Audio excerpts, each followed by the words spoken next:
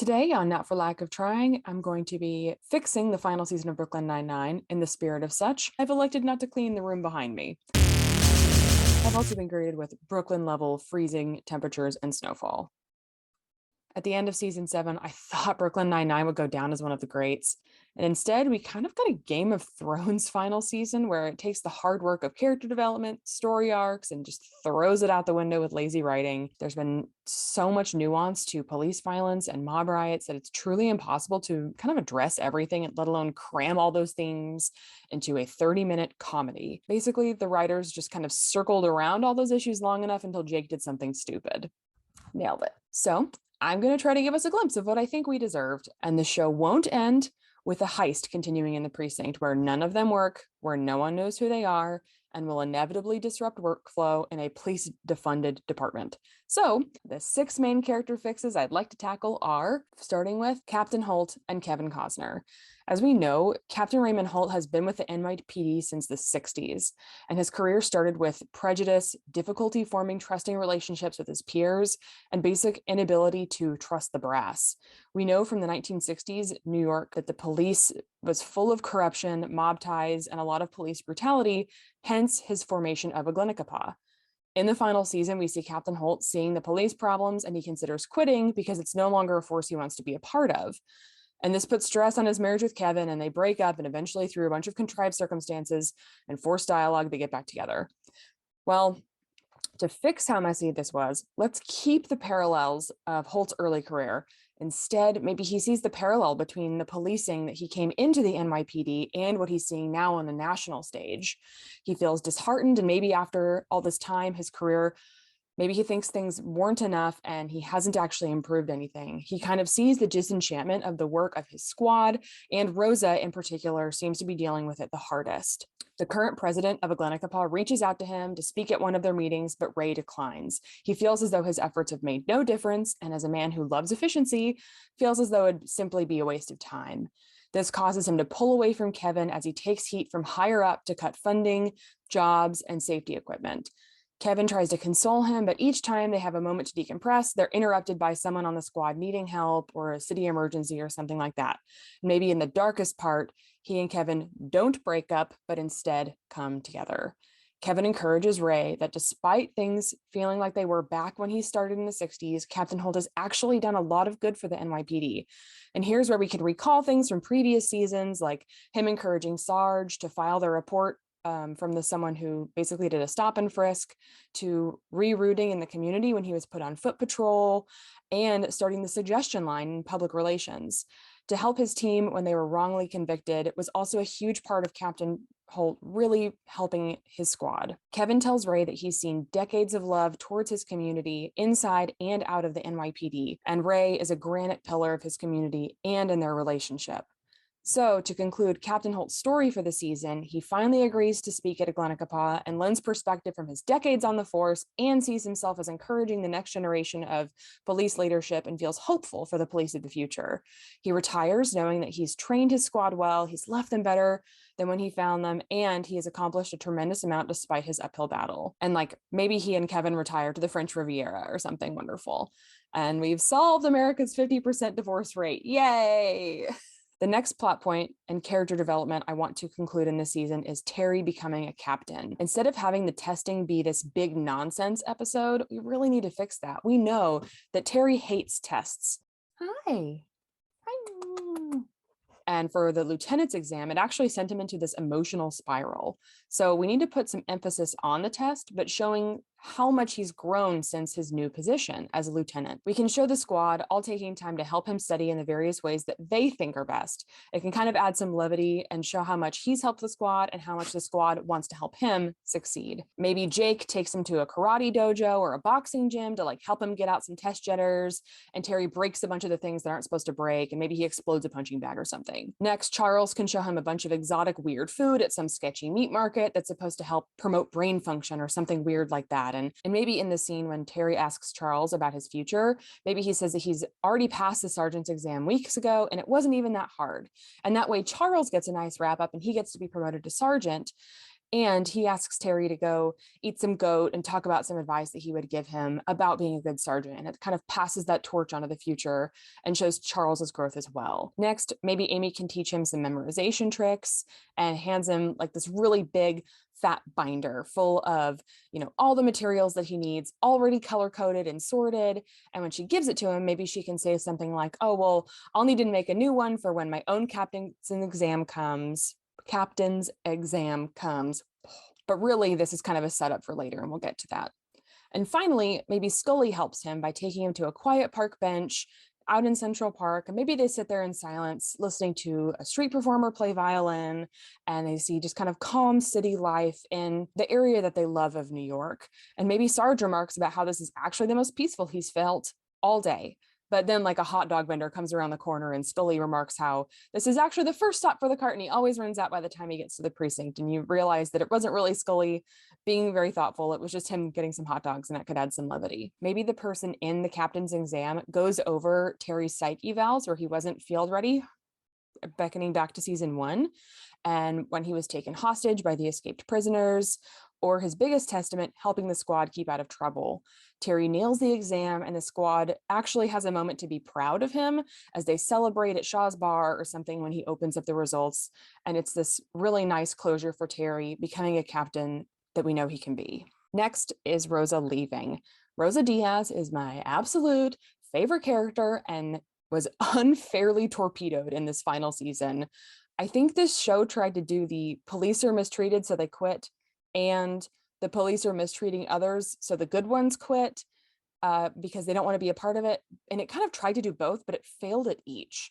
I think that if we have to have the police union guy be a part of the show, I absolutely hated him. I think he really needs to change. Having someone with the same goals but different means could have actually been really interesting for Captain Holt and Amy, who's a union representative. And allowing Rosa to interact in that space would have also been really interesting too. I think if they had handled this in a way, back the movie Crimson Tide, where one side isn't really right or wrong, there are arguments to both, and it's truly an impossible situation, then they wouldn't have just alienated half of their audience. The death of George Floyd, which I know the show kind of tiptoes around and is sort of the catalyst for all this question of police treatment on the public stage. It increased violence, is met with increased police presence, which leads to increased violence, and the circle kind of spins. So Rosa, who is someone we know as a character likes to basically punch her problems, let's put her in an impossible situation for the show. Maybe she's off duty and she sees an officer being wrestled to the ground by someone. Instinctually, she runs over and pulls the person off the officer and pins them to the ground. Standby watchers start to videotape and the tension goes up. Now she is seen as the aggressor. Other officers join, and not knowing she's off duty, she starts to experience this aggression too. That can kind of escalate to a point, and then things calm down, and eventually they learn who she is, but not after being rough handled by the arresting officer. Now she understands what it's like to be on the other side of the fist she usually likes to throw, and she has sort of this crisis of conscience. Now we can bring in Adrian Pimento, my second favorite character. And now that he's a PI, maybe he comes back into her life and she sees how free he is from the pressures of the job and how sometimes being in a world for violence for so long actually changes who you are. Rosa reconnects with her family and realizes that she's tired of being bitter and that she just wants to be a badass, free from the pressures of her job. Now we can enter in that union rep who is there to defend all the officers and tries to smooth things over with Rosa. Maybe she's frustrated that when she tried to help, they mistook her for the enemy and treated her with disrespect. She's also against this punk who takes the corrupt officer's side against the real threat, which was the peaceful protester. It's all really messy, and she sees how the union rep has coddled people past the benefit of doubt and into enabling bad police behavior. Maybe instead of the officer putting the rat in his food as a fake, Rosa does like progressively worse and worse pranks against herself to see how far the union rep takes the complaint seriously, maybe starting with booze and jeers on the street and ending with like crazy things. And she kind of sees that the union rep will always take the side of corruption and sees this as a lost cause. This could lead her into the desire to leave, as she wants a job based on her own structure and a hierarchy not deeply entrenched with corruption, instead of kind of coming out of nowhere where she just all of a sudden has decided off screen and we don't get to see that decision of her as a character. Maybe finally she meets with Adrian, and not with them necessarily ending in them being a couple, but instead they become partners. And Adrian tells her how his time undercover not only meant people in the mob can infiltrate the police, but also how his undercover work was technically police sanctioned brutality. They both understand the difficulty of walking this line and how easy it is to step across it. Maybe Jake makes, a Batman reference or something and neither of them gets it. And Rosa and Adrian basically become partners in a mutually respectful way to keep each other in check and accountable. They have both been police officers. They can investigate the instances of corruption because they understand the system where things like that can slip through the cracks.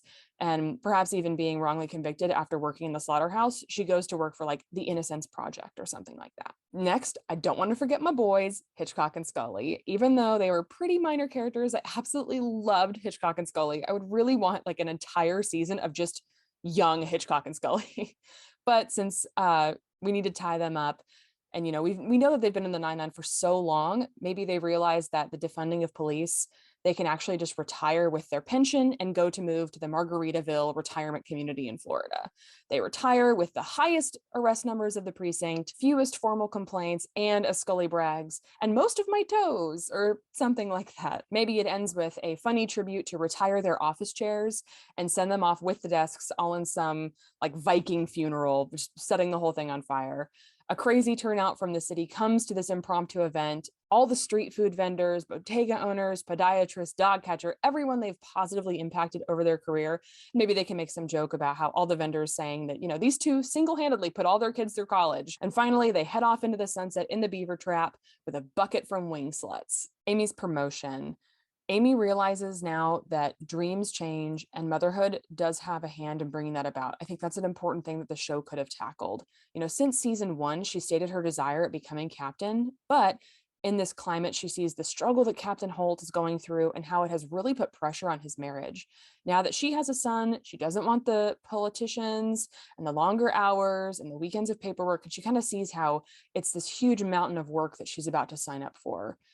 With the turmoil of the NYPD, she realizes that knowing the legislation and having a comprehensive understanding of the PD bureaucratic red tape and the unique knowledge that few others have, her position as a sergeant has given her increased skill for a position opening in process change. Here we can take some time where she can have some heart-to-hearts with Captain Holt, her mentor, where they can both talk about their mutual dream to run a precinct of their own. Holt encourages her that both are good options, and it's a wonderful privilege that she has to even have a choice, as Holt has had such few choices during his time, and he feels proud that he helped foster such a talented and leadership-driven person, not only with her, but with his entire squad. But how especially important it is that women and people of color have come further than he ever dreamed. Then it can come back to the Terry interaction where she hands Terry the binder of all of her captain training materials. Bless you. And she agrees to help him study as she already has the whole thing memorized, or some joke about that. Amy's story can then conclude with her choosing that she can make larger, lasting change in this new position than just simply as a captain. Captain Holt is proud of her and talks about how he's proud that simply that the NYPD is even in the talks of opening up a position like this, and proud of her that she would even consider it. Ray's mutual respect with Amy is shown by her choosing not to follow exactly in his steps, but in steps of her own following his retirement. And finally, the biggest problem I had with the show and had truly the most potential is Jake leaving the 99. This story absolutely took a nosedive, and it could have been so cool, but Jake is a father. His story from the start as a goofy, immature man-child coming into this amazing, mature, well-rounded, thoughtful father and friend. Jake's identity, though, is still his job. Being a detective has been his dream and his driving force and the thing that he is most proud about himself. If he's going to quit, it's going to need way more screen time for that decision and the reasoning that we got. So I'm going to try to set it up a little bit better. Now that Jake is a father, he finally understands what Charles went through with his adoption of Nikolaj. And he has a heart-to-heart with his best friend. Their friendship grows deeper now that they have an endless arsenal of dad jokes they can just fire at each other all the time. Maybe we could also squeeze in that he has a moment of sympathy for his own father, and that this responsibility is bigger than he ever imagined. And just the thought of being in charge of another full person absolutely terrifies him. And he understands that it takes a tremendous amount of bravery to be a father. I still think it's important to show that Jake and Amy still go through the struggle of being new parents, trying to balance the work, the cost of the new baby, and childcare in New York City. Maybe the childcare that they can afford doesn't want to take their child because of the anti-police sentiment in the city. And even though they are one of the good ones, the childcare in their bracket of price refuse them. Maybe this lays the groundwork for Jake considering leaving his job at the 99. But here's a twist I think people would actually be happy with. Jake leaves the 99, but not in a way that you think. Instead, he takes a job with major crimes. Oh my gosh. The vulture has been fired, and the dirtbag part of the police problem has been solved in a tangible way that the audience can feel good at. So the vulture, totally canned. He is out of the police force. But this creates a position as the head of major crimes is now open. Jake, makes jokes and speculation about who will fill this part, like the dentist who killed the lion, Carol Baskin, or just like a swarm of murder hornets. And Holt suggests that Jake should actually look into it. Jake reflects over the absurdity of leaving the 99 and how horrible it would be to go be a part of major crimes. He jokes that not being a detective at all would actually be better than working for major crimes. And it's the worst part of the NYPD and a department he gave so much trouble to Amy for even thinking about joining. But he can have a conversation with Sarge, who encourages him that he too has had to make career decisions for the sake of his family when he became a father. Sarge also encourages him that Jake is one of the best detectives in the NYPD and that he can actually upgrade his career to major crimes and turn a department of toxicity and stealing others' cases to one that helps other departments solve crimes and put the bad guys away. It's about why Jake became a detective more than just the title itself. And maybe they can say that with this job, major crimes gets better pay, no home paperwork, and maybe better hours or something. Basically make it enticing enough that Jake actually has to make a grown-up decision and do something to benefit others through his career. Jake swallows his pride and finally tells Holt that he's now considering the job, and Amy is helping him fill out the application. The deadline for recommendation letters is that night, so he begs Holt to only be half as eloquent and long-winded as he usually is so that he can get the letter in on time. But Holt tells him that he actually already put in his recommendation for Jake the day the position opened. And then the final shot for Jake is him walking into major crimes, and the people there are in the state that we saw the start of the 99th precinct in. They don't take things very seriously, it's mismanaged, and he realizes he has the opportunity to use the perspective given to him by all of his experiences to make his department better, similar to how Holt turned the 99th precinct around. But Jake can do it now with his own flair and his own personality. And that's it. Instead of ending with the heist, if they want to meet up, it's in Shaw's bar. So, like the Parks and Rec final season, we leave things uncertain but optimistic for the future. It shows how the people have grown, how dreams change, and sometimes life doesn't give you what you want, but you can try to make the best of it out of an unideal situation. Frankly, the final season of 99 makes the rewatchability of the show a little tough. So in my mind, the show actually ended in the 7th season finale with the birth of Mac. Let me know your thoughts in the comments below. Please consider supporting an Indigenous creator or maker. I'll leave some links for some cool stuff below, and I'll see you guys next time. Bye.